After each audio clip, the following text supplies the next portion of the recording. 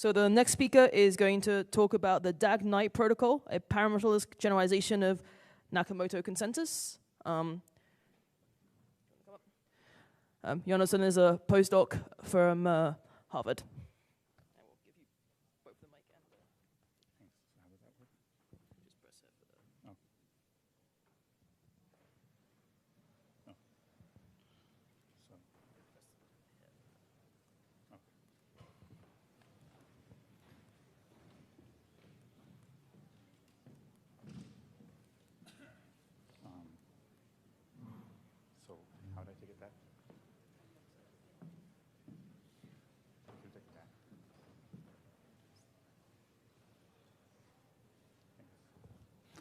Okay, hi. I'm Yonatan, and this is the DAGKNIGHT protocol. It's a joint work with Michael Sutton from DAG Labs. Okay.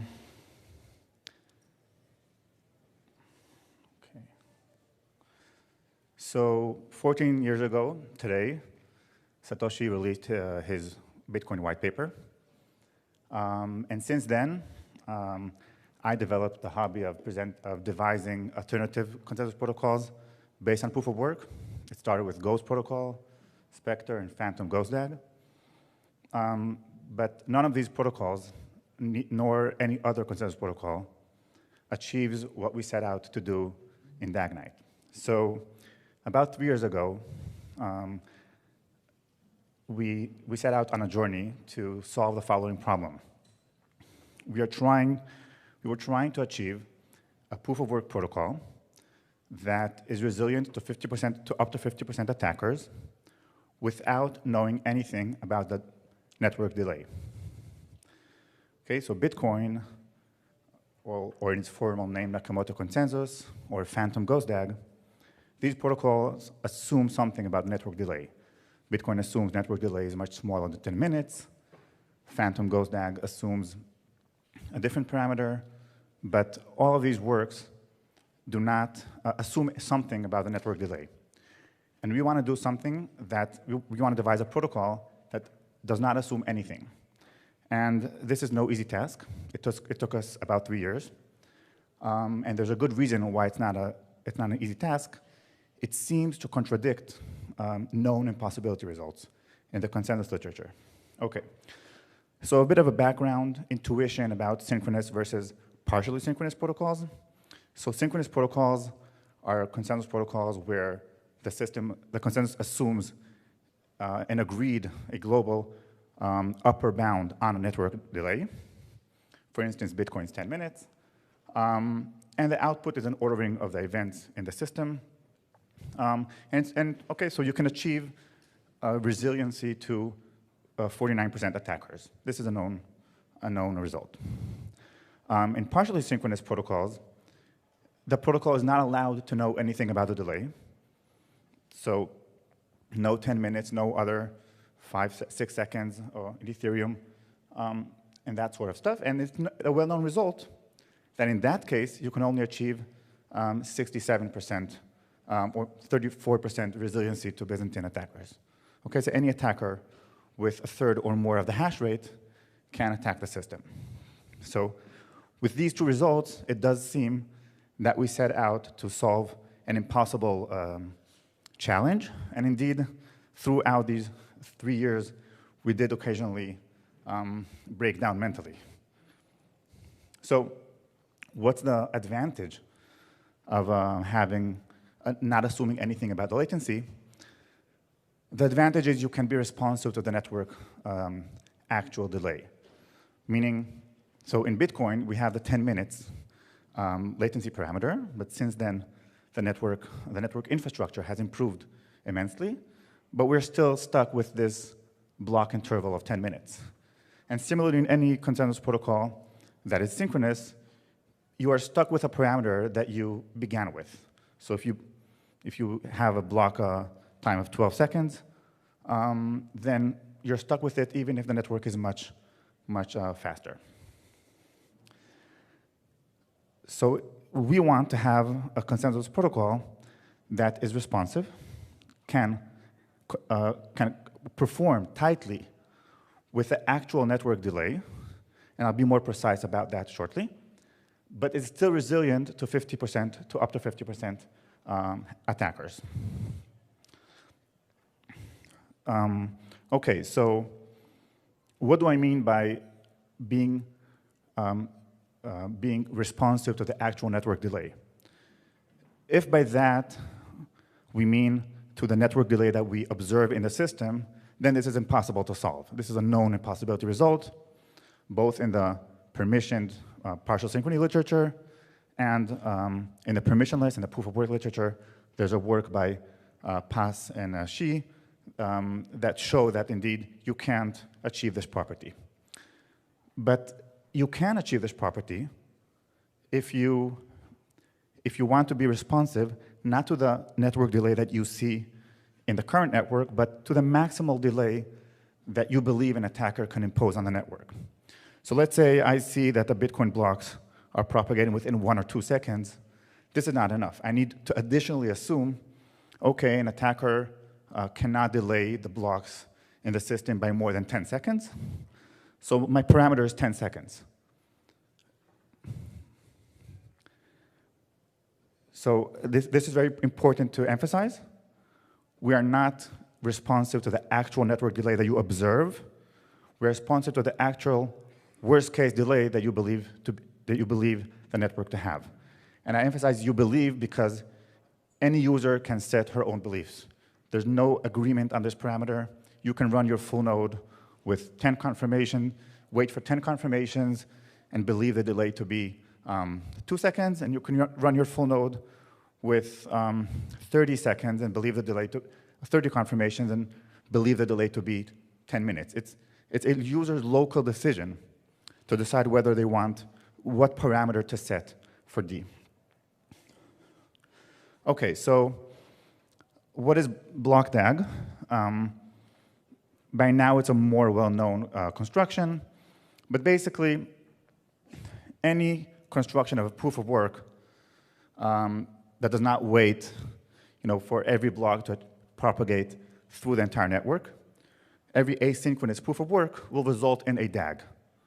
Okay, so in a DAG, there's all these events as just blocks that are mined regularly as in the proof of work manner. And the only difference is instead of just pointing at the winning chain, at the longest chain or the ghost chain, you point at every block that you see. Okay, so for instance, the miner of block Z in this example saw like Y, W, X, and until the genesis block, and therefore added 2 pointers to these blocks. Okay, this is like basically a DAG, and what do we need consensus for in this system? We need to know how to order blocks that are not related through the DAG topology. What do I mean by that? So block Z in this example was clearly mined after Y and W, right? Because it has a hash pointer to them. And block Y was similarly mined provably after block X. But what is the relationship between Y and W, and what happens when there's a double spend between them? This is the only role of the consensus protocol. So the single role of a DAG consensus protocol is to output a linear ordering on the DAG so that we are sure that all nodes understand whether a Y precedes W or W precedes Y. All other blocks that have a topological relationship do not need to be explicitly ordered. Lastly, the parameter K is basically the DAG width. So if you think about, let's say the delay in the network is 10 seconds and there are 10 blocks per second in this system, then you would expect, under normal circumstances, that the DAG width will be 100 blocks. Okay, in this example, the DAG width is about 4 or 5 blocks. And now the core issue is whether you know K or not, whether the protocol assumes K in advance or not, whether the protocol designer hard-coded the parameter K or the parameter D into the protocol. Okay.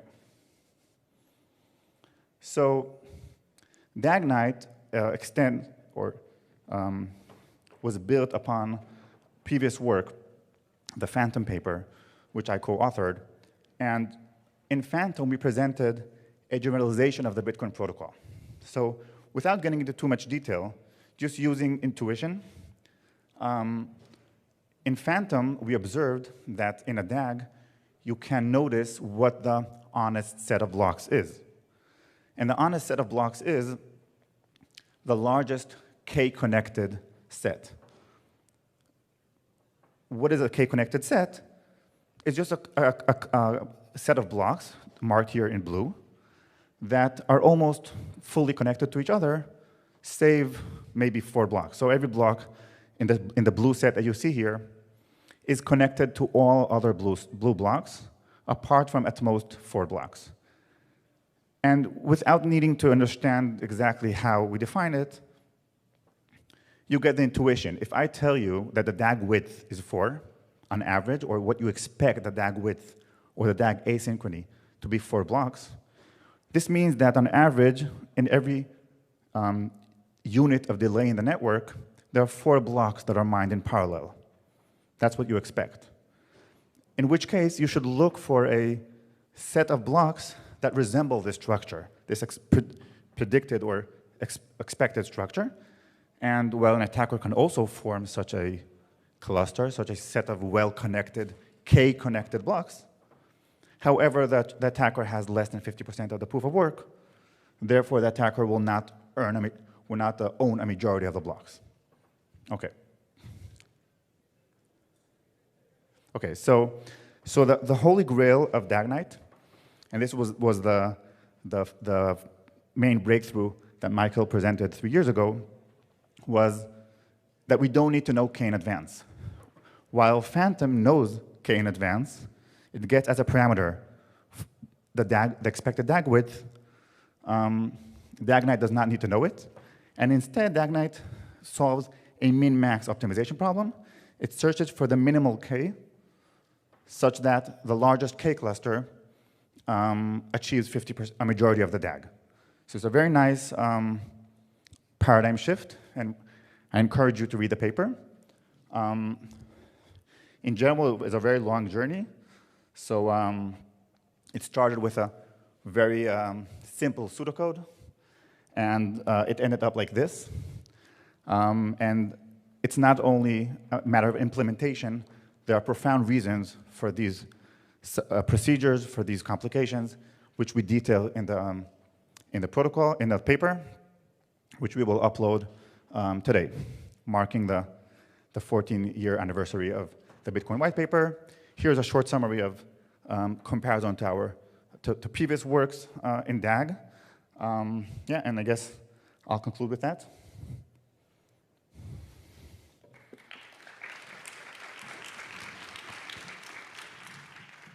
We have time for one quick question, if anyone.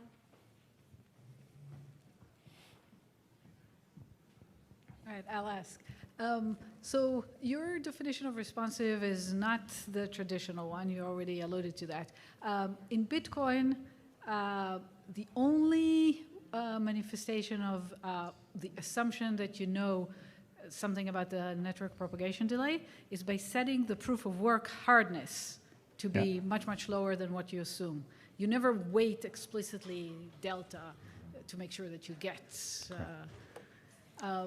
Yeah, so the formal definition would be, is your protocol, given a certain target, lambda, set the difficulty adjustment, the block rate, to whatever it is you want to have. You want to have 1 block per millisecond, 1 block per second, per 10 minutes. Set that as a constant in the system, and use difficulty adjustment as in Bitcoin.